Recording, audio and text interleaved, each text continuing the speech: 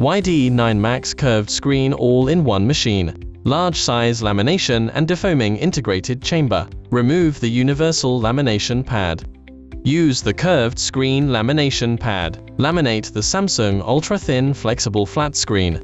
Peel off the protective film. Align the cover plate with the LCD. Try to avoid sticking in the middle. If small areas become stuck accidentally, ensure large areas do not stick. Realign with the pad. Expose the cable by 1 to 2 mm. Do not press directly onto the pad. Place it inside the lamination chamber. Select the curved screen mode. Start directly. One-click automatic lamination and defoaming. No additional operation required. Once done, test and assemble the device.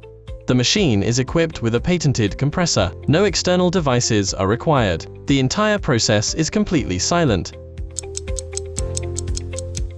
Lamination complete. Remove the screen. Let's check the result. Perfect, no bubbles. Test the screen.